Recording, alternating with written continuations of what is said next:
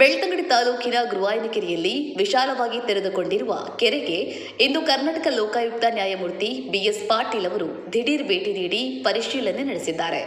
ಕೆರೆಯ ಅವ್ಯವಸ್ಥೆಯ ಬಗ್ಗೆ ಲೋಕಾಯುಕ್ತಕ್ಕೆ ಬಂದಿದ್ದ ದೂರಿನ ಹಿನ್ನೆಲೆ ಬಿಎಸ್ ಪಾಟೀಲ್ ಅವರು ಕುವೆಟ್ಟು ಪಂಚಾಯತ್ ಅಧಿಕಾರಿಗಳು, ತಾಲೂಕು ಪಂಚಾಯತ್ ಅಧಿಕಾರಿಗಳು ಮತ್ತು ತಹಶೀಲ್ದಾರ್ ನೇತೃತ್ವದಲ್ಲಿ ದಿಢೀರ್ ಭೇಟಿ ನೀಡಿ ಪರಿಶೀಲಿಸಿದ್ದು, ಕೆರೆಯ ಸುತ್ತಮುತ್ತಲಿನ ವಾತಾವರಣ ನೋಡಿ ಅಧಿಕಾರಿಗಳ ಮೇಲೆ ಅಸಮಾಧಾನ ವ್ಯಕ್ತಪಡಿಸಿದರು. ಕೆರೆಯ ಸುತ್ತ ಕಾರಿಡಾರ್ ನಿರ್ಮಿಸಿ ಸರಿಯಾದ ಕ್ರಮ ಕೈಗೊಳ್ಳುವಂತೆ ಅಧಿಕಾರಿಗಳಿಗೆ ಸೂಚಿಸಿದ್ದಲ್ಲದೆ, ಕೆರೆಯ ಒತ್ತುವರಿಯ ಬಗ್ಗೆ 10 ದಿನದ ಒಳಗೆ ಸರ್ವೆ ನಡೆಸಿ ವರದಿ ನೀಡುವಂತೆ ಬೆಳ್ತಂಗಡಿ ತಹಶೀಲ್ದಾರ್ ಪೃಥ್ವಿ ಸಾನಿಕಂ ಅವರಿಗೆ ಸ್ಥಳದಲ್ಲಿಯೇ ಸೂಚಿಸಿದರು. ಬಳಿಕ ಮಾಧ್ಯಮದ ಜೊತೆ ಮಾತನಾಡಿದ ಅವರು, ಈ ಕೆರೆಯ ನೀರನ್ನು ಪರೀಕ್ಷಿಸಲು ಸೂಚಿಸಲಾಗಿದೆ. ಈ ಕೆರೆಯ ಪರಿಸರವನ್ನು ಸ್ವಚ್ಛವಾಗಿರಿಸಲು ಸಾರ್ವಜನಿಕರು ಸಹಕರಿಸಬೇಕು. 15 ಎಕರೆ ಇರುವ ಈ ಕೆರೆ ಉಳಿಬೇಕು. ಹೀಗಾಗಿ ಇದನ್ನು ಅಭಿವೃದ್ಧಿಪಡಿಸಲು ಸರಿಯಾದ ಮಾಹಿತಿ ನೀಡುತ್ತೇವೆ. ಒಂದು ವೇಳೆ ಈ ಕೆರೆ ಒತ್ತುವರಿ ಆಗಿದ್ದಲ್ಲಿ ಅದನ್ನು ತೆರವು ಮಾಡಲು ಕ್ರಮ ಕೈಗೊಳ್ಳುವುದಾಗಿ ತಿಳಿಸಿದರು. ಈ ಸಂದರ್ಭದಲ್ಲಿ ಮಂಗಳೂರು ಲೋಕಾಯುಕ್ತ ವಿಭಾಗದ SP Nataraj MA, inspector Anumanulla, Suresh, Belthangady taluk panchayat EO Bhavanishankar, Kuvettu ಗ್ರಾಮ ಪಂಚಾಯತ್ ಪಿಡಿಒ ಇಂತಿಯಾಸ್, ಕಂದಾಯ ನಿರೀಕ್ಷಕ ಪ್ರತೀಶ್, ಗ್ರಾಮ ಆಡಳಿತಾಧಿಕಾರಿ ಗೌತಮಿ ಹಾಗೂ ಮತ್ತಿತರ ಅಧಿಕಾರಿಗಳು ಜೊತೆಗಿದ್ದರು. ಬೆಳ್ತಂಗಡಿ ತಾಲೂಕಿನಲ್ಲಿ ಇದು ದೊಡ್ಡ ಕೆರೆ ಅಂತ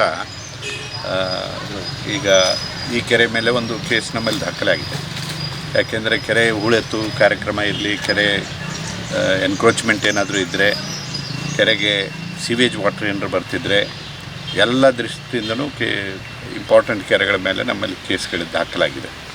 ಇದು ಒಂದು ಕೂಡ ಈ ಕೆರೆ ಮೇಲೂ ಕೂಡ ಕೇಸ್ ದಾಖಲಾಗಿದೆ. ಈಗ ಇಲ್ಲಿ ಕೇಳಿದರೆ 10 ವರ್ಷದ ಹಿಂದೆ ಡಿಸಿಲ್ಟಿಂಗ್ ಆಗಿದೆ. ಈಗ ಡಿಸಿಲ್ಟಿಂಗ್ ಆಗಬೇಕು. ಆನಂತರ ಸುತ್ತಲೂ ಪ್ರೊಟೆಕ್ಷನ್ ಆಗಬೇಕು. ಎನ್ಕ್ರೋಚ್ಮೆಂಟ್ ಏನಾದರೂ ಇದ್ದರೆ ಸರ್ವೆ ಆಗಿ ಎನ್ಕ್ರೋಚ್ಮೆಂಟ್ ಇಲ್ಲ ಅಂತ ಹೇಳ್ತಾರೆ ಇವರು. ಹೊಸದಾಗಿ ಇನ್ನೊಮ್ಮೆ ಸರ್ವೆ ಮಾಡಿದರೆ ಏನಾದರೂ ಎನ್ಕ್ರೋಚ್ಮೆಂಟ್ ಇದ್ದರೆ ಗೊತ್ತಾಗ್ತದೆ. ಸೊ ಎನ್ಕ್ರೋಚ್ಮೆಂಟ್ ಇರದೇ ಇದ್ದರೆ ಒಳ್ಳೆಯದು. ಆದರೆ ರಿಜುವಿನೇಷನ್ ಮಾಡಬೇಕು, ಡಿಸಿಲ್ಟಿಂಗ್ ಮಾಡಬೇಕು. ಬಾಂದಾರ ಕಟ್ಟೋದಿದ್ದರೆ ಕಟ್ಕೊಳ್ಬೇಕು. ಎಲ್ಲಾದರೂ ಮಕ್ಕಳು ಸ್ಕೂಲ್ ಹತ್ತಿರ ಇತ್ತು ಅಂತಂದರೆ ಅಲ್ಲೆಲ್ಲ ಫೆನ್ಸಿಂಗ್ ಆಗಬೇಕು, ಯಾರು ಒಳಗಡೆ ಬರಲಾರ್ದ ಹಾಗೆ.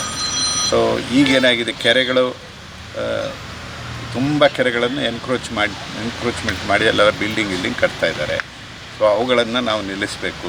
ಆ ಥರ ಇದು ಆಗಬಾರ್ದು. ಇದು ತಾಲೂಕಿನಲ್ಲೇ ದೊಡ್ಡ ಕೆರೆ ಇರೋದ್ರಿಂದ ಇದನ್ನು ಸರಿಯಾಗಿ ಸಂರಕ್ಷಣೆ ಮಾಡಬೇಕು ಅಂತ ನಾವು ಇಲ್ಲಿ ಎಕ್ಸಿಕ್ಯೂಟಿವ್ ಆಫೀಸರೆಲ್ಲ ಬಂದಿದ್ದಾರೆ, ರಿಪೋರ್ಟ್ ಹಾಕಿದ್ದಾರೆ. ಅವರು ಆ ರಿಪೋರ್ಟ್ ಕೊಟ್ಟಿದ್ದಾರೆ. ನಾವು ರಿಪೋರ್ಟನ್ನು ಪರಿಗಣಿಸಿ ಇವರಿಗೆ ಸೂಕ್ತ ನಿರ್ದೇಶನ ಕೊಡಬೇಕು. CEO ಗೆ ಮತ್ತು ಎಕ್ಸಿಕ್ಯೂಟಿವ್ ಆಫೀಸರ್ಸ್ಗೆ ಏನಾದರೂ ಇನ್ಸ್ಟ್ರಕ್ಷನ್ಸ್ ಇದರಲ್ಲಿ ಕೊಡೋದಿದ್ದರೆ ಕೊಡ್ತೀವಿ. ಇದನ್ನು ಮಾನಿಟರ್ ಮಾಡ್ತೀವಿ. ಇಲ್ಲಿ ಪಂಚಾಯತಿಯವರು ಕೂಡ ಮತ್ತು ಗ್ರಾಮಸ್ಥರು ಕೂಡ ನೋಡಿ, ಇಲ್ಲಿ ಬಂದ್ವಿ, ಸ್ವಲ್ಪ ಗಲೀಜೆಲ್ಲ ಮಾಡಿದ್ದಾರೆ. ಇಲ್ಲೆಲ್ಲ ಬಹಿರ್ದೇಶ ಮಾಡೋದು ಅದಕ್ಕೆಲ್ಲ ಉಪಯೋಗಿಸಬಾರ್ದು. ಇದನ್ನು ಈ ನೀರನ್ನು ಟೆಸ್ಟ್ ಮಾಡಿಸು ಅಂತ ಹೇಳಿದ್ದೀವಿ. ಪೊಲ್ಯೂಷನ್ ಕಂಟ್ರೋಲ್ ಬೋರ್ಡಿಂದ ಎನ್ವಿರಾನ್ಮೆಂಟಲ್ ಆಫೀಸರ್ ಇರ್ತಾರೆ, ಅವ್ರನ್ನ ಕರೆಸಿ ಸುತ್ತಲೂ 4 ಕಡೆ ಟೆಸ್ಟ್ ಮಾಡಬೇಕು. ವಾಟರ್ ಟೆಸ್ಟ್ ಮಾಡೋದಷ್ಟೇ ಅಲ್ಲ, ಸಬ್ ಸಾಯಿಲು ಟೆಸ್ಟ್ ಮಾಡಬೇಕು. ಏನಾದರೂ ಪೊಲ್ಯೂಟೆಂಟ್ ಇದೆಯಾ ಇಲ್ಲಿ ಯಾವ ಇಂಡಸ್ಟ್ರಿ ಇರದೇ ಇರೋದ್ರಿಂದ ಮತ್ತು ಧಾರಾಕಾರ ಮಳೆ ಆಗ್ತಿರ್ತದಲ್ಲ, ಸ್ವಚ್ಛ ಇರ್ಬೋದು. ಆದರೂ ಸರಿಯಾಗಿ ಕ್ಲೀನಾಗಿ ಟೆಸ್ಟ್ ಮಾಡಿಸಿ ಎನ್ವಿರಾನ್ಮೆಂಟನ್ನು ಸ್ವಚ್ಛವಾಗಿ ಇಡಲಿಕ್ಕೆ ಎಲ್ಲರೂ ಸಹಕಾರ ಮಾಡಬೇಕು. ಸೊ ಆ ದಿಶೆಯಲ್ಲಿ ನಾವು ಕಾರ್ಯಕ್ರಮ ರೂಪಿಸ್ಕೊಳ್ತೀವಿ. ನಿಮ್ಮ ಡಿಸ್ಟ್ರಿಕ್ಟ್ ಅಡ್ಮಿನಿಸ್ಟ್ರೇಷನ್ ಇರಲಿ, ತಹಶೀಲ್ದಾರ್ ಇರಲಿ, ಇಒ ಇರಲಿ, CEO ಇರಲಿ, ಅವ್ರ ಕಡೆಯಿಂದ ರಿಪೋರ್ಟನ್ನು ಹಾಗಾಗಿ ತರಿಸ್ಕೊಂಡು ಅದಕ್ಕೆ ಸರಿಯಾದ ಒಂದು ಇನ್ಸ್ಟ್ರಕ್ಷನ್ಸು ಡೈರೆಕ್ಷನ್ಸು ಕೊಡ್ತೀವಿ. ನಮ್ಮ SP ಇಲ್ಲೇ ಇದ್ದಾರೆ, ಅವ್ರಿಗೂ ಹೇಳಿದ್ದೀವಿ ಇದನ್ನೆಲ್ಲ ಮಾಡಿಸಿ ಒಂದು ರಿಪೋರ್ಟ್ ಹಾಕಿ ಅಂತ ಹೇಳಿದ್ದೀವಿ. ಹಾಕ್ತಾರೆ.